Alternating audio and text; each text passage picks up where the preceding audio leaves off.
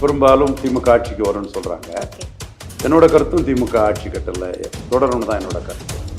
தாவேக்காவுக்கு just டிஎம்கேயோட எட்ஜின்னு கொடுக்குற ஒரு கருத்தும் இருக்குது. தாவேக்காவால் அதிமுக பலகீனம் அடையுதுங்கிற ஒரு டைரக்ஷனை காட்டுறதான் நான் பார்க்குறேன். 10 விழுக்காடு டிஃபரன்ஸில் இருக்கக்கூடிய திமுக அணி ஸ்வீப் பண்ணதுக்கான வாய்ப்பு இருக்க தான் நாங்கள் பார்க்குறேன். திமுக 40 விழுக்காடுக்கு மேலே வாக்கெடுத்து ஆட்சி பிடிப்பாங்க. ரெண்டாவது வரக்கூடிய யாருமே 30 விழுக்காடு தாண்டி மாட்டாங்க. ஒரு சில இடங்கள்ல நகர்ப்புறங்களில் விஜய்க்கும் ரெண்டாவது வரதுக்கு வாய்ப்பு இருக்கிறதா சொல்கிறாங்க.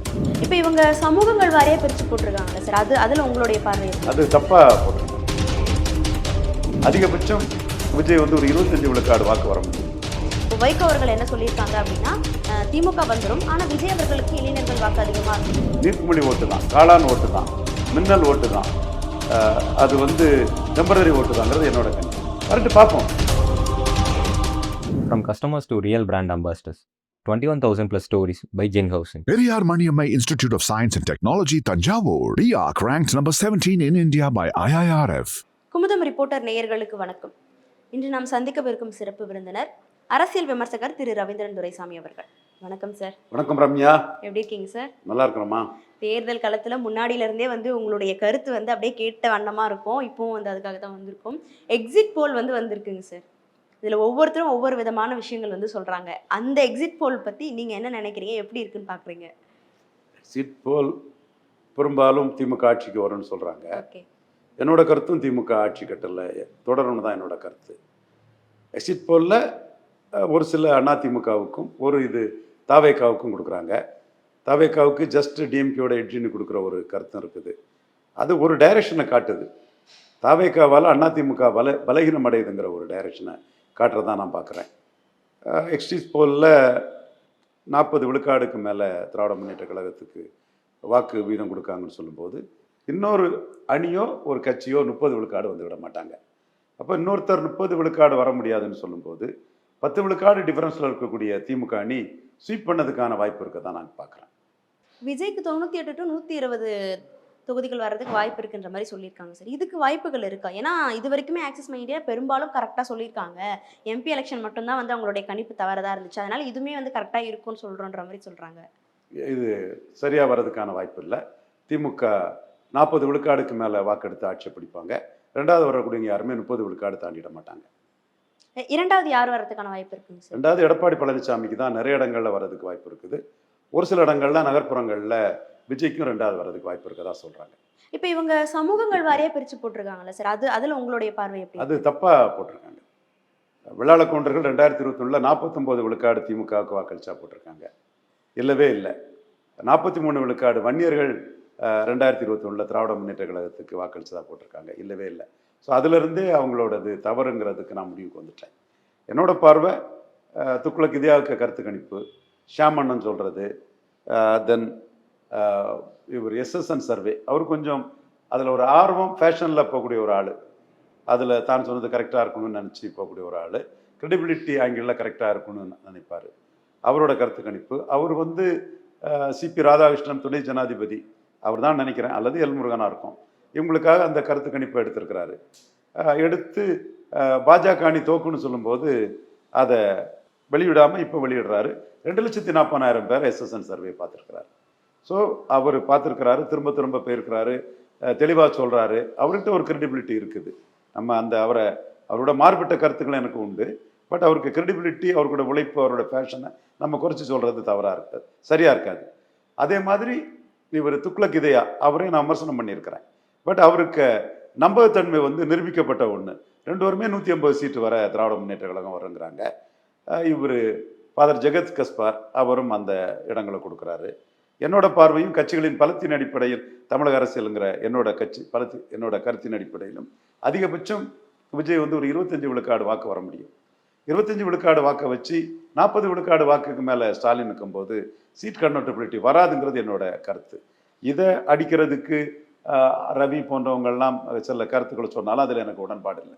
இப்போ ஹங் அசம்பிளி வரும் அப்படின்ற ஒரு பார்வை இருக்குது. பெரும்பான்மை வந்து ஏன்னா எல்லாருமே வந்து மாற்றி மாற்றி ஒரு விஷயங்கள் சொல்கிறாங்க, அதனால திமுக ஆட்சிக்கு வரும் அப்படின்னு சொல்லிட்டு இருந்தவங்களும் இப்போ குழப்பத்தில் இருக்காங்களோ. ஏன்னா இப்போது May 1 அப்போ வந்து பேசுகிறப்பவுமே எல்லார் முகத்துலேயும் ஒரு கலை இல்லை அப்படின்ற மாதிரி பார்க்க முடியுது. இதனால ஏதாவது குழப்பம் வருமாங்க சார்? தொங்கு சட்டமன்றம் வருமா? அதாவது கட்சிகளின் பலத்தின் அடிப்படையில் தமிழக அரசியல். 50 விழுக்காடுக்கு மேலே உள்ள பலத்தில் திமுக அணி இருக்குது. 47 விழுக்காடு வாக்குகள் வந்து ஸ்டாலினை முன்னிறுத்தி தான் அவங்க எடுத்தாங்க.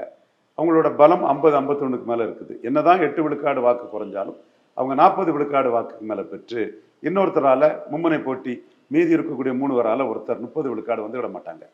ஸோ 10 விழுக்காடு வித்தியாசத்தில் திமுக ஸ்வீப் பண்ணதுக்குள்ள வாய்ப்பு தான் அதிகம் இருக்குங்கிற நான் திரும்ப திரும்ப சொல்கிறேன். செல்வ பிறந்தகிட்டே அதுதான் சொல்லிட்டு வந்தேன்.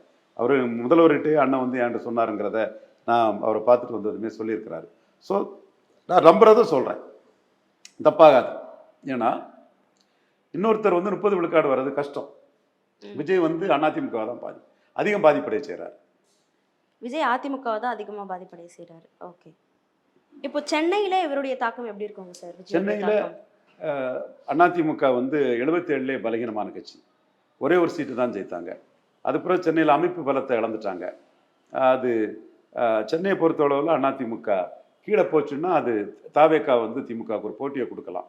பட் சென்னையில் திமுக ஒரு பலமான கட்சி, அமைப்பு ரீதியான பலம் கொண்ட கட்சின்னு சொல்லும்போது அது தாவேக்காவுக்கு எந்த அளவுக்கு சீட் கன்வெர்டபிலிட்டி கொடுக்குங்கிறது கேள்விக்குறி தான். பட் சென்னையில் அதிமுக வாக்கு சதவீதம் குறைஞ்சதுன்னா, ரொம்ப குறைஞ்சதுன்னா தாவேக்காவுக்கு சீட் கன்வெர்டபிலிட்டி ஒரு இடங்கள்ல வரலாம். அது ஓரளவு தாக்கு பிடிச்சி இந்துத்துவா அதிமுக ரெட்டலைன்னு நின்றுச்சுன்னா திமுக தான் ஜெயிக்கும். ஸோ இங்கே வந்து இடத்துக்கு திமுக தான், 2ஆம் இடத்துக்கு தான் போட்டி.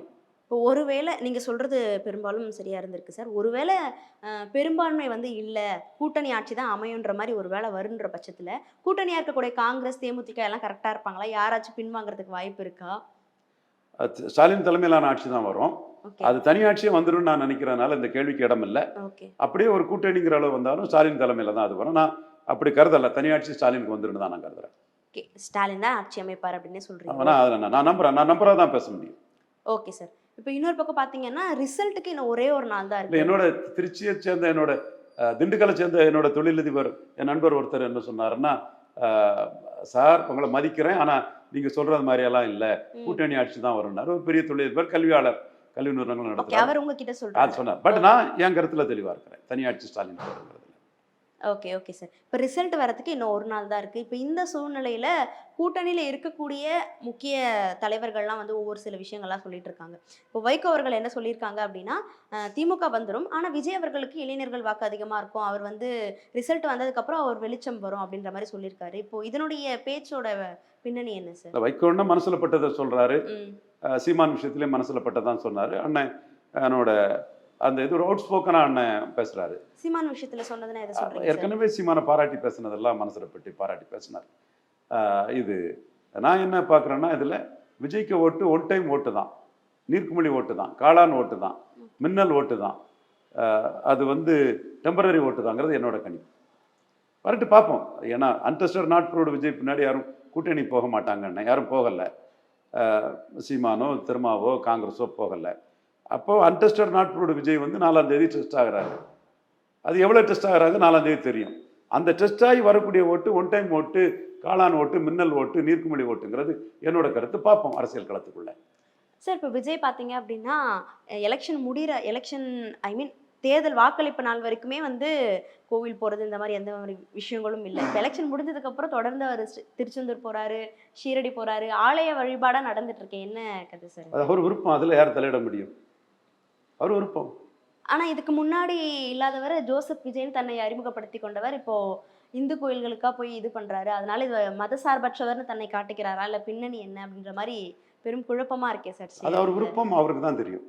ரிசல்ட் வந்து வரப்போகுதுங்க சார். இதுக்கு வந்து தேர்தல் ஆணையம் எந்த மாதிரியான முன்னெடுப்புகள் எடுத்திருக்கு, எல்லாம் கரெக்டாக இருக்குன்னு நினைக்கிறீங்க? வழக்கமாக எல்லாம் பண்ணும்போது தான் முன்னெடுப்பு, அப்படி ஒன்றும் பெரிய விசேஷ முன்னெடுப்பு அது ஒன்றும் தேவையில்லை, வழக்கமாக பண்ணுற மாதிரி பண்ணுவாங்க. மேற்கு வங்காளத்தில் பார்த்தீங்க அப்படின்னா ரீபோலிங் வந்து நடக்குது 15 தொகுதிகளில். தமிழ்நாட்டில் அந்த மாதிரி எந்த மாதிரி விஷயமும் இல்லை. இதுக்கான காரணம் அங்க இருக்கக்கூடிய மக்கள்ல இருக்கக்கூடிய முறைகேடுன்னு நினைக்கிறீங்களா, இல்ல திமுக ஆட்சியில் சட்டம் ஒழுங்கு நல்லா இருந்தது, அமைதியா தேர்தல் நடந்து முடிஞ்சுன்னு எடுத்துக்க கூடாதான்னு கேட்டேன் உங்கள்கிட்ட. ஓகே, ஆனா இது தேர்தல் ஆணையம் தான் இது கட்டுப்பாட்டுல வரும்ன்றதுனால தேர்தல் ஆணையம் தானே இந்த எல்லா விஷயங்களும் பண்ணியிருக்காங்க. அரசு பண்றது திமுக ஆட்சியில் உள்ளது கண்டினியூஷன் காபந்து சர்க்கார் தானே. திமுக ஆட்சியில் நல்லா இருந்த சட்டம் ஒழுங்கின் தொடர்ச்சின்னு எடுக்கலாம்ல. ஓகே, சட்டம் ஒழுங்கு நல்லா இருக்கு அப்படின்னு சொல்றீங்க. Okay okay. மோடி அவர்கள் உத்தரப்பிரதேசத்தில் ஒரு சாலை திறப்புக்கு போயிருக்காங்க. அந்த இடத்துல போய் திமுக அது வந்து உங்களுக்கு வந்து அதிகமான சீட் வர்றதை வந்து தடுக்குது, அது எதிர்த்து தான் வந்து இந்த விஷயம் பண்ணியிருக்காங்கன்னு சொல்லியிருக்காரு. ஏன் தமிழ்நாட்டுல இருக்கக்கூடிய ஒரு கட்சியை உத்தரப்பிரதேசத்துல போய் பேசணும்? அதுக்கான தேவை என்ன இருக்கு சார்? இதில் தான் பெரிய அரசியல் நுணுக்கம் இருக்குது. ஓகே. அந்த நுணுக்கம் எனக்கு தெரியுது, நிறைய பேருக்கு புரியலை. ஓகே. அவங்க செம்மறியாட்டு கூட்டம் மாதிரி சில விஷயங்களை பேசிகிட்டு இருக்கிறாங்க. தப்பு இல்லை, ஒரு களத்துக்குள்ளே அப்படி தான் அவங்க பண்ண முடியும். நான் அதில் நுணுக்கமாக சில விஷயங்களை பார்க்குறேன். இப்போ இந்த அரசியல் ஸ்டாலின் தெளிவாக காங்கிரஸ் வேணும், காங்கிரஸை கைக்குள்ள வச்சு தான் அந்த அரசியலை கொண்டு போயிட்டு இருக்கிறார். ஆனால் மோடி தேர்தல் ஆணையம் என்ன செய்திருக்கலாம்? கேரளாவில் எலெக்ஷன் நடக்கும்போது அந்த எலெக்ஷனில் கேரளாவில் தள்ளி வச்சுக்கிட்டு தமிழ்நாட்டை அந்த இடத்துக்குள்ளே நடத்திக்கிட்டு, தமிழ்நாட்டில் நடக்கும்போது தமிழ்நாட்டில் இப்போ நடந்த எலெக்ஷனை கேரளாவில் நடந்துச்சு, அந்த டைமில் கேரளாவுக்கு வச்சுருக்கலாம். அப்போ இந்த டீலிமிட்டேஷனை கொண்டு வந்தால் ஸ்டாலின் பேசியிருக்க மாட்டார், பேசியிருக்க முடியாது. ஏன்னா டீலிமிட்டேஷன் பில் வர்றதுக்கு முன்னாடியே தமிழ்நாட்டில் எலெக்ஷன் நடந்து முடிஞ்சிருக்கும். டீலிமிட்டேஷன் பில் வரும்போது தமிழ்நாட்டில் ஏன் வைக்கிறாரு? அப்போ ஸ்டாலின் மோடி என்ன நினைக்கிறாரு? தமிழ்நாட்டில் நமக்கு ஸ்டேக்ஸ் இல்லை. புரிதா ரம்யா?